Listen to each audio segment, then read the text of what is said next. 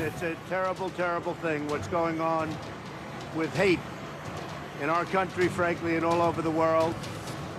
And something has to be done. This is a dispute that will always exist, I suspect. But if they had some kind of a protection inside the temple, maybe it could have been a very much different situation. The world is a violent world.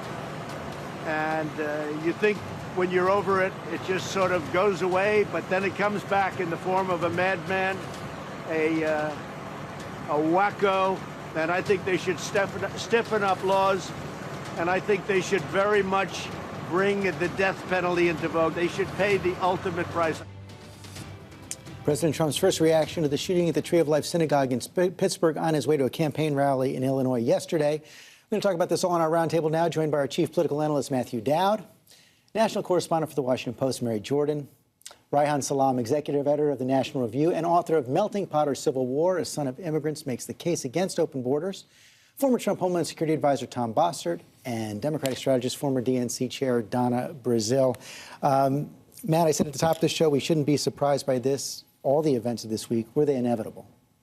I think we should be surprised that something like this takes place in America in the course of the last week, but I think much of it's been predictable in this and the times we're in and where we are today. I'll quote the philosopher Yoda, which says the path to the dark side is fear. Fear leads to anger. Anger leads to hate, and hate leads to suffering.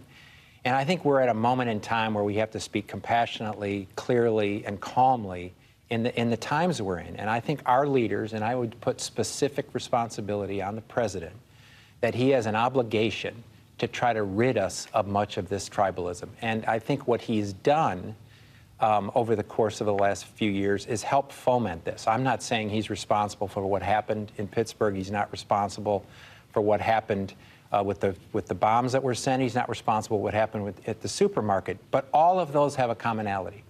A white nationalist supremacist shot 2 blacks at a supermarket. A white nationalist supremacist sent 17 IEDs across the country to Democratic leaders.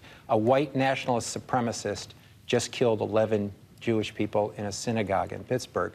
And in the course of that, I think the president has not actually allocated resources to deal with it in the right way.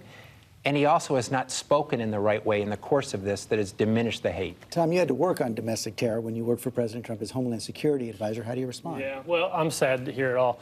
To be honest, even this morning, the lead into this was a focus on the president's comments as he walked out to the helicopter, instead of the focus on the quote I was hoping to see, in which he condemns anti-Semitism and violence in this country. And so it's a hard time to claim he's got a big wait a second. Big megaphone. That was his first response. That was his instinctive response to what happened. No, what he then said in the speech was what was scripted for him. I don't believe that's accurate. First off, he has control over what's scripted in those speeches. You're saying that wasn't accurate? That was his first response? No, because it wasn't his first response. It was on his way out, a response to a question thrown at him about gun control.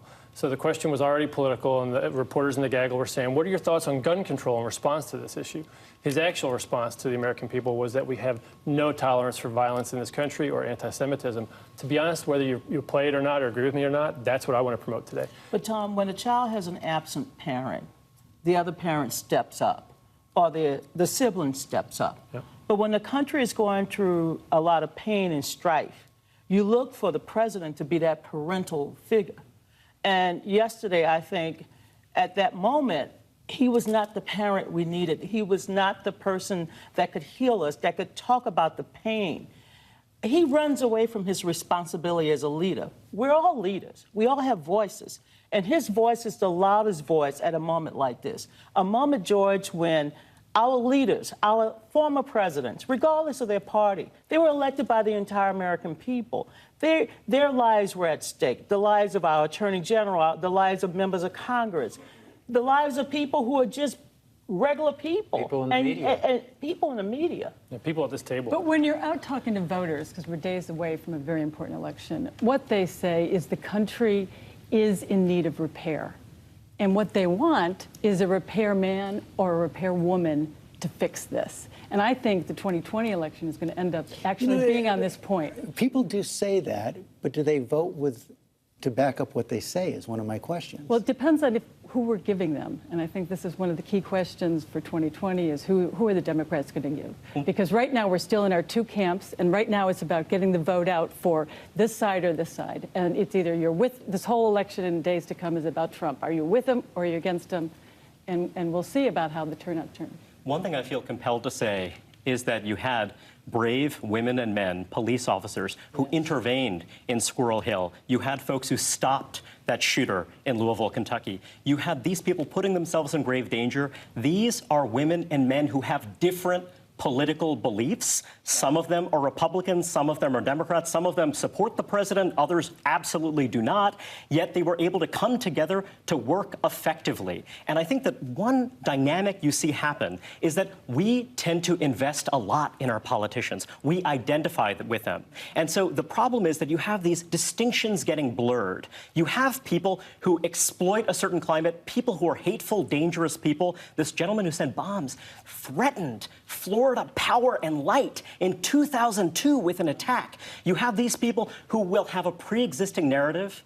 They will cook up this hatred. They will connect it to various other things. But then there are other Americans who support this or that political cause who then feel as though, wait a second, are you trying to silence me when I have a legitimate concern about this or that issue?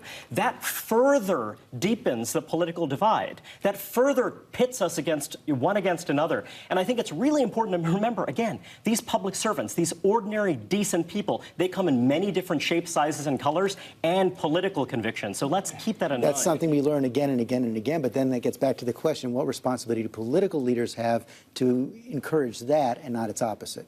So this is not a both sides moment. And I think anybody that actually acts like this is a both sides moment, the president has a special responsibility at times like this. I think the country out there as a whole is not as tribalized as what Washington is, doesn't view politics the same as the president does, doesn't access those levels of hate and discourse that he does. But the president has a special responsibility. I'm not Michelangelo, but I can paint by number.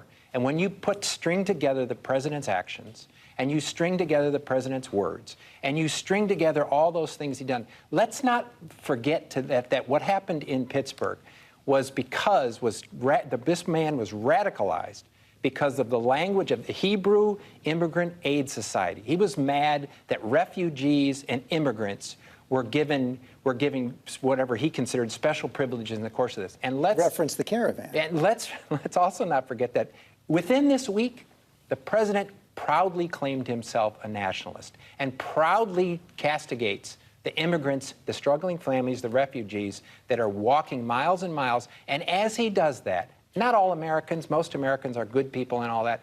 The president, in my view, the president has to come to terms with this and come to terms with his own responsibility and where we are as a country today. Just briefly, Matt, there's so much to agree with in what you've said, but we should not lose sight of the fact that this awful villain is someone who accused the president of being part of a Jewish conspiracy. He is someone who sees the president as a globalist who is seeking to destroy the country. This is someone who is a noxious, poisonous person who believed ideas that unfortunately did not begin with one president or another. Anti-Semitism is a pervasive, dangerous threat in nations around the world. That is absolutely. Let's not lose sight. Hold on a second. Why has it risen dramatically in the last 2 years? Why? And the reason why he castigated the president, this man, was because he didn't think the president hated enough. He didn't think the president was anti-immigrant enough. That's why he was mad at the president. He thought the president wasn't bashing immigrants more than he wanted. Absolutely, and the fact that you have Jewish members of his administration who are absolutely central to his larger political project. He was deeply suspicious, and I don't think you can really attribute this man's hatefulness solely to one political party or another. We should never do that. I mean, in 1958, a Jewish synagogue. A Jewish synagogue was. I'm saying it's part of the problem. I agree. Pretty close. I believe the leadership is lacking. But I'm a daughter of the South. This is a moment for us. I mean, my parents and grandparents had to come home and comfort us, knowing that we were at danger just because of what we look like. A Jewish synagogue was bombed in Atlanta in 1958. 4 little black girls were murdered 4 years ago. When is this hate going to stop? There's been a rise in anti-Semitism, a rise in racist, violent rhetoric in our country.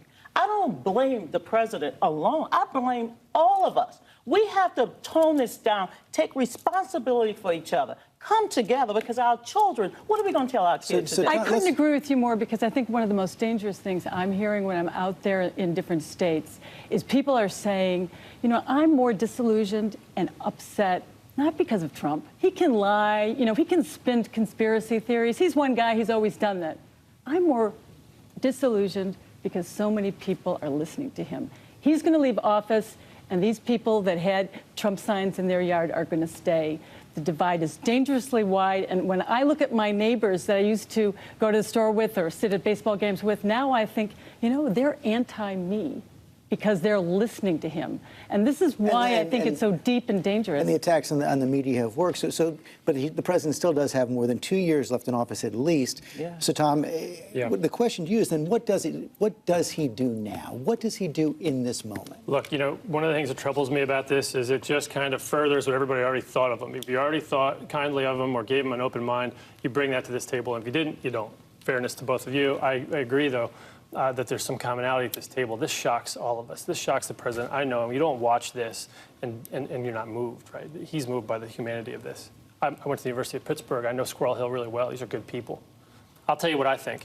I think it's a really simplistic response to say complex problems of the First Amendment that you heard Jay Johnson talk about, problems of the Second Amendment that are enshrined in our Constitution that are hard to untangle in this world against, well, let's just blame Trump.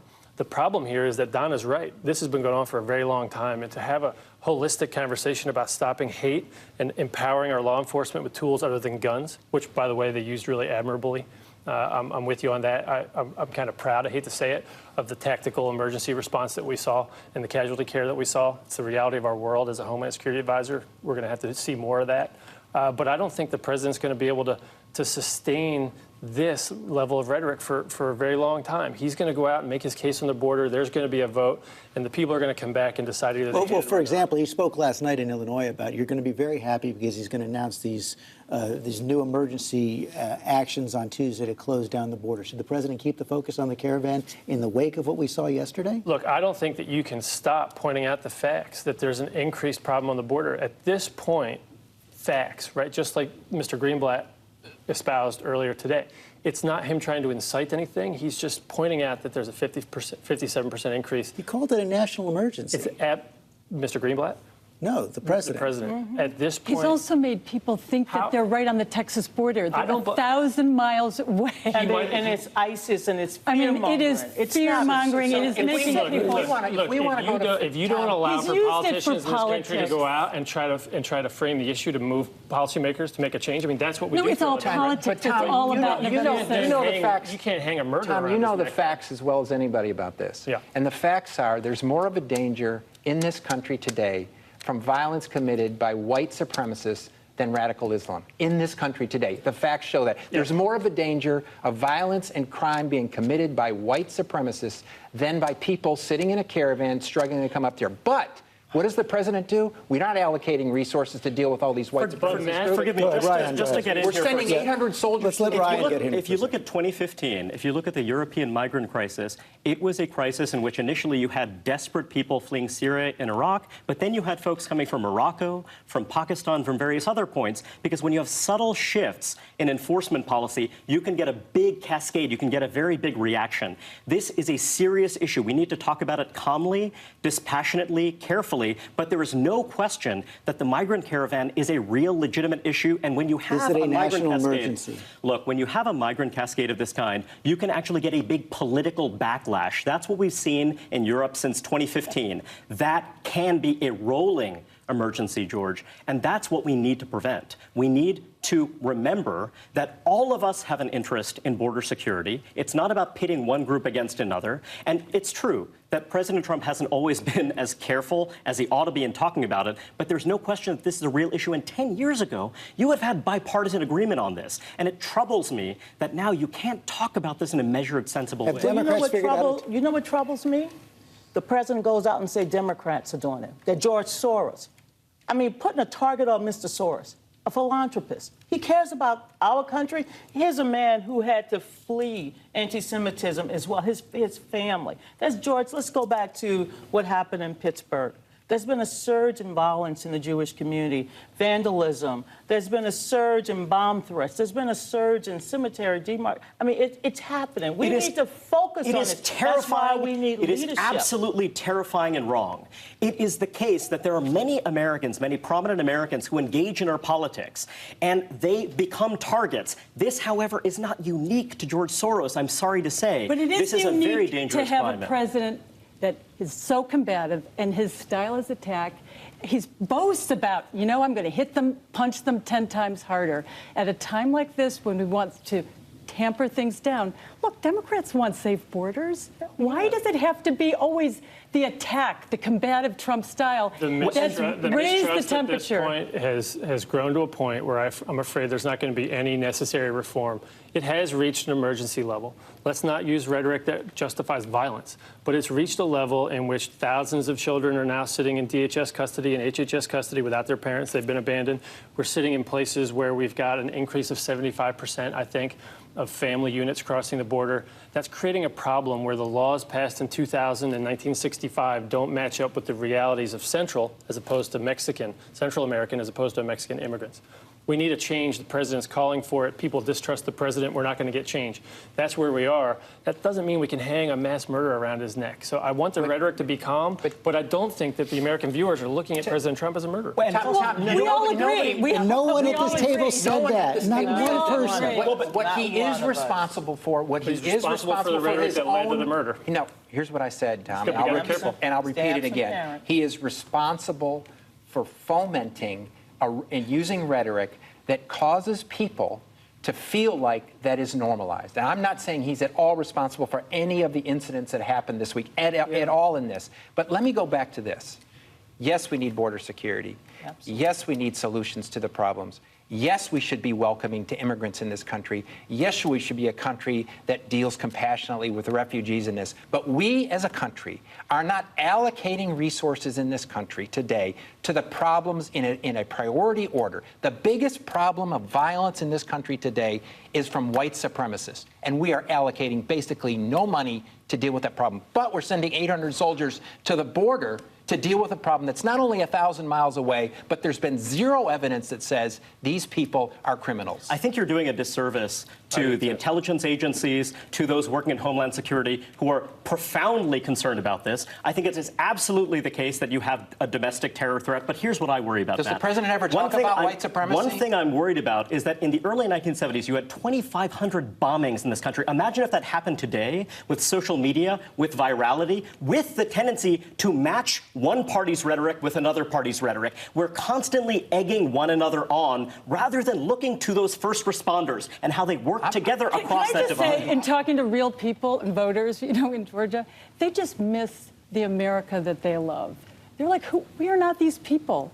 They just want someone to put to words, you know, an aspirational place, to talk about things like the melting pot as opposed to kind of the very combative style. I think people miss the America they know. Well, we have about a week. We have about a week to go before the election. We'll see if we hear it over the next week.